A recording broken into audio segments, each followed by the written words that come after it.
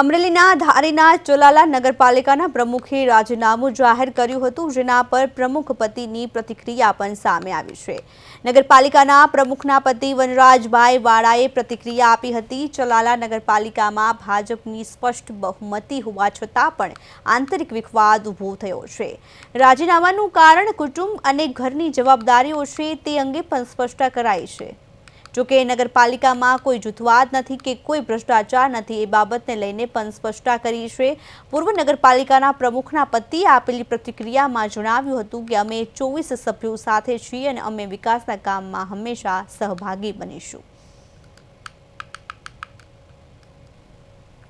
પ્રકાશભાઈ કારિયા, પૂર્વ પ્રમુખ પતિ, ચોલાલા નગરપાલિકા। આજ રોજ જાણવા મળેલ વિગત મુજબ ચોલાલા નગરપાલિકાના આદરણીય મહિલા પ્રમુખ શ્રીમતી નૈનાબેન વનરાજભાઈ વાળાએ ગઈકાલ સાંજે રૂબરૂ જઈ કલેક્ટર ઓફિસમાં પોતાના પદનું પ્રમુખ તરીકેનું રાજીનામું આપી દીધું છે।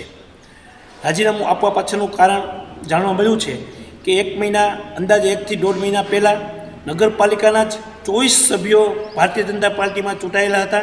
તેમાંથી 20 સભ્યોએ જુદા જુદા આક્ષેપો સાથે અવિશ્વાસની દરખાસ્ત નગરપાલિકાના પ્રમુખ અને ઉપપ્રમુખ સામે મૂકી। અમે જે રાજીનામું મેં આપ્યું છે એ રાજીનામાનું કોઈ કારણ નથી, કુટુંબિક કારણોસર જ મેં રાજી ખુશીથી રાજીનામું આપ્યું છે। એમાં બીજું કોઈ અન્ય કારણ છે નહીં। ભારતીય જનતા પાર્ટી એક શિસ્તબદ્ધ પાર્ટી છે। અમે બધા એના શિસ્તબદ્ધ કાર્યકરો છીએ અને અમારા 24 સભ્યો અમે સાથે છીએ, સાથે કામ કરવાના છીએ। એ કોઈ સભ્યોમાં જૂથવાદ જેવું કાંઈ છે નહીં અને અમે બધા સભ્યો એકી સાથે 24 સાથે છે, જૂથવાદ કાંઈ છે નહીં। એવી ખોટી બધી પેપરની અંદર વાતો છે, ઘણા સમય થયા, ઘણા મહિના થયા।